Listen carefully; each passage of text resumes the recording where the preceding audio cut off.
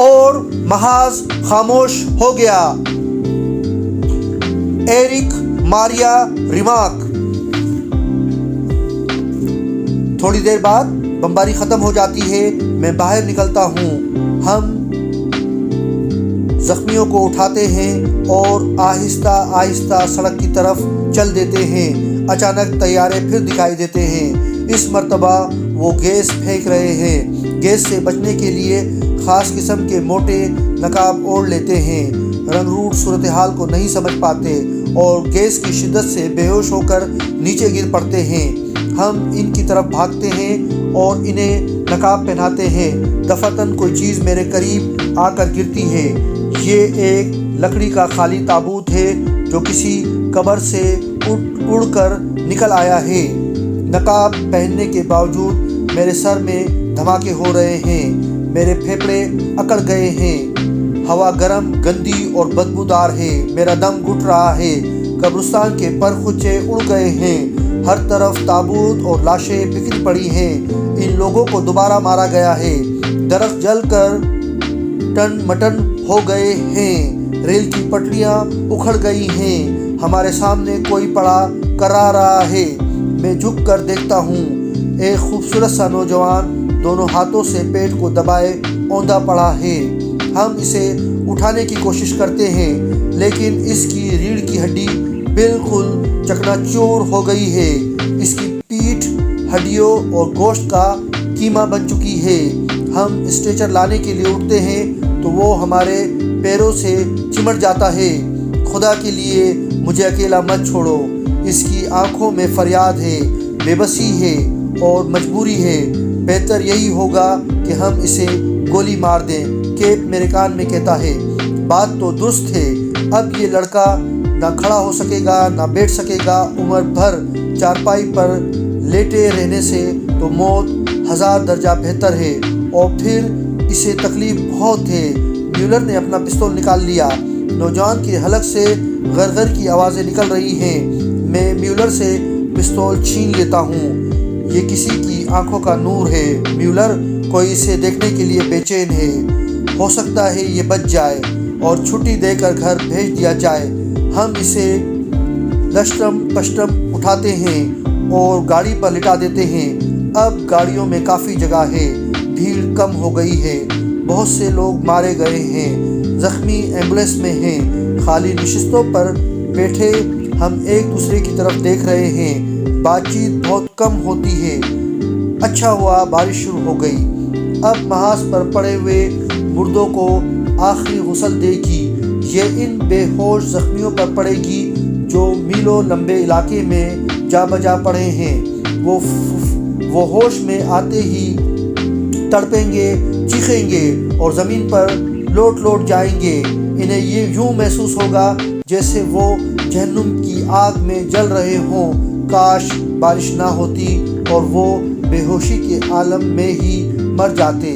ہم سب نے قمیضیں اتار کر گھٹنوں پر رکھی ہوئی ہیں، ہمارے ننگے جسم خوشگوار ہوا سے محفوظ ہو رہے ہیں۔ یار، اگر جنگ ختم ہو جائے تو جانتے ہو میں کیا کروں گا؟ میولر کہتا ہے۔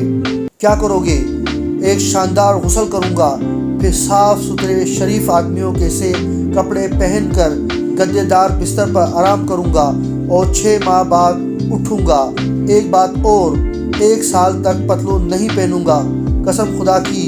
سارا جسم پھوڑے کی طرح دکھ رہا ہے۔ ہم سب خاموش ہو جاتے ہیں۔ کتنا حسین تصور ہے۔ ہمارے سامنے موسم بہار کی چمکیلی شامیں ہیں اور اتوار کے سے سہانے دن۔ عورتیں رنگ برنگے کپڑے پہنے ادھر ادھر گھوم رہی ہیں۔ کیوے خانے، پارک، سینما، تھیٹر، آہا! زندگی کا لطف تو اسی میں ہے کہ انسان دن بھر بستر پر آرام کرے اور شام کو صاف ستھرے کپڑے پہن کر کسی پارک میں نکل جائے۔ اور جانتے ہو میں کیا چاہتا ہوں؟ تیدن پوچھتا ہے۔ میں بتلاؤں؟ تم چاہتے ہو کہ سٹروس کو ایک پنجرے میں بند کر کے چھوڑ دو اور ہر صبح ڈنڈا لے کر اس پر پل پڑو۔ کیوں ٹھیک ہے نا؟ کیٹ کہتا ہے۔ بالکل ٹھیک۔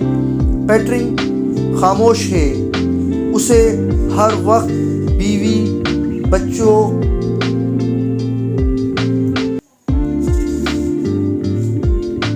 کھیت کھلیان کی فکر رہتی ہے۔ پیارے اسکول کی تعلیم نیری بکواس تھی، کروب نیا موضوع ڈھونڈتا ہے۔ کیوں؟ دیکھو نا، وہاں ہمیں کسی نے یہ نہیں بتایا کہ بارش میں سگریٹ کیسے سلگاتے ہیں یا گیلی لکڑیوں سے آگ کیسے جلائی جا سکتی ہے۔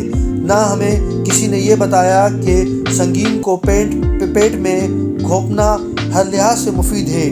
پچھلے ہفتے ایک رنگروٹ نے کسی فرانسیسی کی پسلیوں میں سنگین گھونپ دی، وہ وہیں پھنس گئی۔ اس نے نکالنے کی کوشش کی لیکن بے سود۔ اسی دوران میں ایک انگریز نے بیلچے سے اس کا کام تمام کر دیا۔ جنگ نے ہمیں کہیں کا نہ رکھا۔ ہم نوجوان ہیں لیکن زندگی سے بھاگتے ہیں۔ ہم 18 سال کے ہیں جب ہم یہاں آئے تھے۔ اس وقت ہم نے زندگی سے پیار شروع کیا تھا لیکن خود ہمیں اسے اپنے ہاتھوں ٹکڑے ٹکڑے کر دینا پڑا۔ سب سے پہلا بم ہمارے دلوں میں پھٹا تھا۔ اب ہم زندگی سے پیار نہیں، ہمیں صرف جنگ سے پیار ہے۔ بطخوں کی چوری کا پروگرام بن رہا ہے۔ کیٹ موقع دیکھ آیا ہے۔ ہم اسلحے کی گاڑی 2 سگریٹ دے کر رات بھر کے لیے مانگ لیتے ہیں۔ ویران راستوں پر سفر کرتے ہوئے ہم گاڑی ایک جھونپڑے کے سامنے کھڑی کر دیتے ہیں۔ کیٹ مجھے کاندھے پر بٹھا کر دیوار پر چڑھ دیتا ہے۔ دوسری طرف کود کر میں دڑبا تلاش کرتا ہوں۔ سارا جھونپڑا ملبے میں تبدیل ہو چکا ہے، تاہم دڑبا سلامت ہے۔ اندر ہاتھ ڈال کر بطخ نکالتا ہوں اور اسے پوری قوت سے دیوار پر دے مارتا ہوں۔ کٹاک کی آواز کے ساتھ اس کا سر ایک طرف کو ڈھلک جاتا ہے۔ اچانک ایک کتا مجھ پر پل پڑتا ہے۔ اسے بہتیرا روکنے کی کوشش کرتا ہوں لیکن وہ کسی قیمت پر ٹلنے کے لیے تیار نہیں۔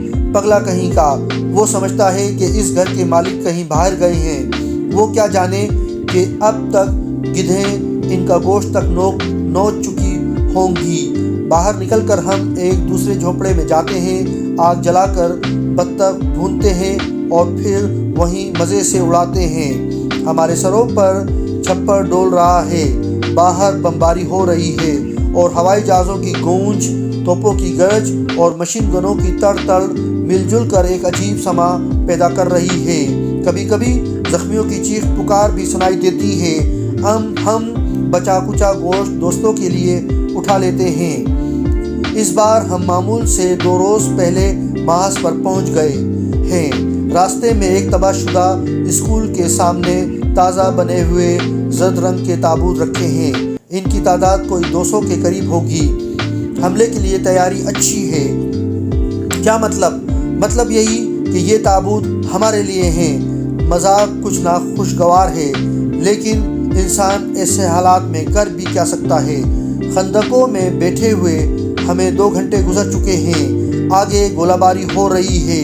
چند ماہ ہوئے میں ایک خندق میں بیٹھا تاش کھیل رہا تھا کہ ساتھ والی خندق سے کسی نے مجھے آواز دی۔ میں باہر نکلا اور آواز کی سمت میں چلا۔ جب میں کچھ دوستوں سے مل کر باہر نکلا تو میری خندق تباہ ہو چکی تھی۔ سب کے سب سپاہی مارے جا چکے تھے۔ میں تیزی سے پلٹا لیکن میرے وہاں پہنچنے سے پہلے ہی دوسری خندق پر بھی گولا گرا اور وہ میرے 20 دوستوں کی قبر بن گئی۔ ایسے واقعات روز ہوتے ہیں۔ ہم بے پرواہ سے ہو گئے ہیں۔ یہ بھی تقدیر کا لکھا ہے کہ میں اب تک زندہ ہوں۔